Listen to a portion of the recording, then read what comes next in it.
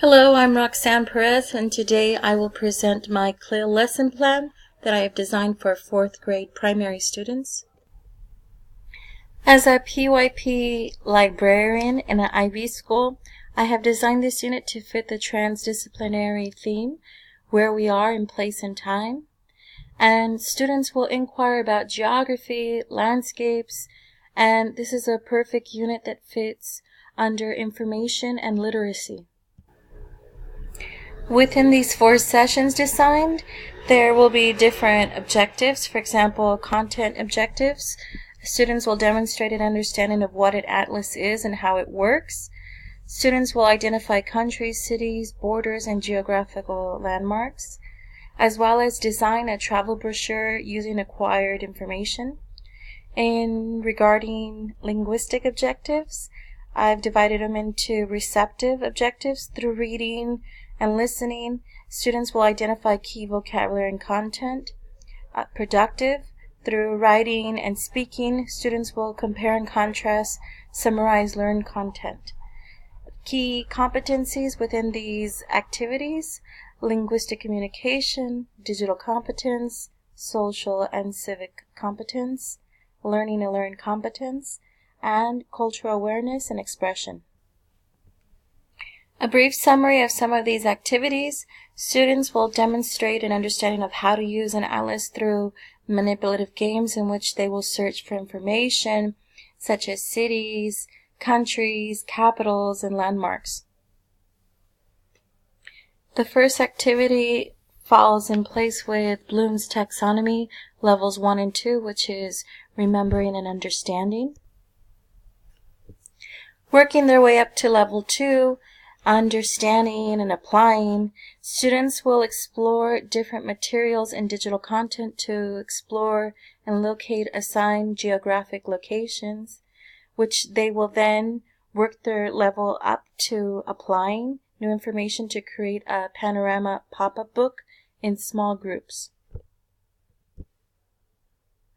As students create their panorama pop-up book in their group, they are to use available information, resources, and choose a country or city to highlight. For example, they can choose Dubai, the United Emirates.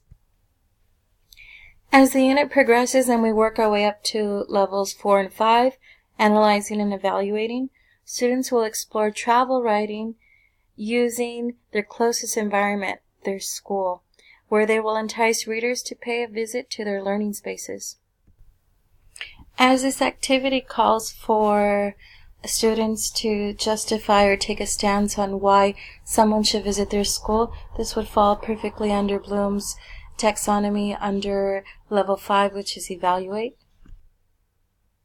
I would like to spend more time exploring the final activity, which serves as the summative activity, which is level 6, creating.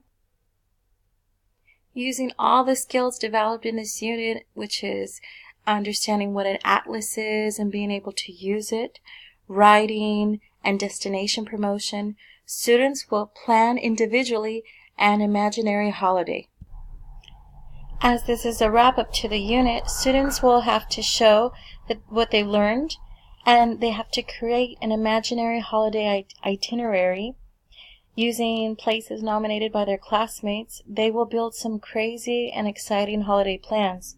Now, this is the final lesson of this unit, and so it should be celebrated in a way of learning while at the same time assessing students' abilities to use an atlas, recognize features of an area, and promote those features to a reader or an audience. As mentioned, this is independent work, and so students will have to plan a journey that takes them from the beginning point to 3 different destinations and back home again. Now, this is a good skill in PYP IB world that aims towards connecting learning to the real world. As a fun game, the class together will think of different destinations, and these names of these places will be placed into a hat or a jar, and each student will draw a slip out of that hat or draw. Once the entire class has drawn their 3 destinations, their itineraries are set. To complete these tasks, students need an atlas to provide geographic descriptions.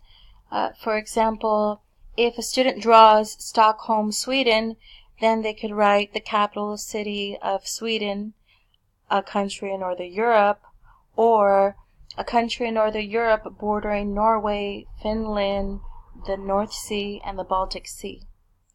Students will be given guidelines that they have to mention the continent, the region, the proximity of neighboring countries or bodies of water. Under the section Sites to Visit, students need to find a minimum and a maximum of 2 attractions or sites for each of the locations. So they need to research using whatever digital resources are at hand, or for example using World Books Compare Places as a tool to investigate. Time will be given for students to share their imaginary holidays and journeys, and this will cause so much excitement, so we can also have a showroom where students can display their work and also collect their work in their portfolios, be it either paper-based portfolios or digital portfolios. Ways to present this activity are limitless. You could either film it, record it, give a podcast, or even have different QR codes in which an audio message is hooked up to the image that the student has created.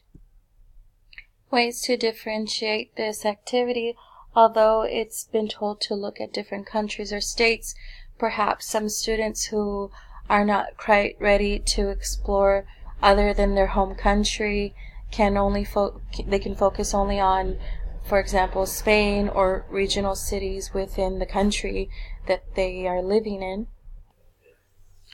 As the last 2 activities of this unit required lots of writing, either group writing or individual writing, there are different ways to differentiate these tasks. One would be to have one-on-one writing conferences where learners can work with the educator present in the room. Small group writing conferences. In one of the activities in this unit, you will find that there is a peer review and also a checklist on how to go about it. As well as differentiating different writing assignments. What one student is able to do is not the same as another student, so having the flexibility to offer students with different assignments, and also personalizing whatever writing supports them best.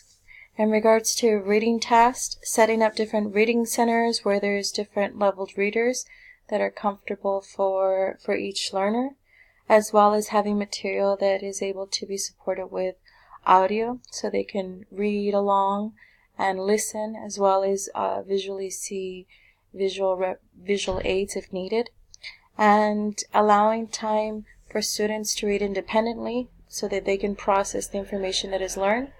And of course, anytime material is connected to real life, that's when learners are able to grasp a concept best.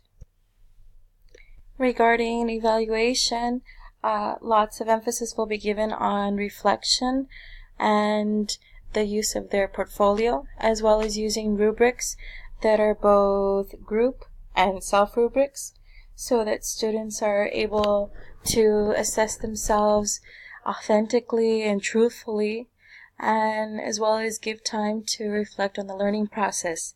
Now, as I mentioned before, this is a library activity, and as library hour in most schools is only once a week, the educator, who is myself, I have a deep belief that most of these projects probably will not be finished projects, and I'm not looking for finished projects. I'm looking for more of how the process of getting to that content, the process of learning and experience, instead of an overall finished project to present. I thank you for your time, and I welcome any feedback that you can help me so I can be a better educator, a better English teacher, and a better librarian. Thank you.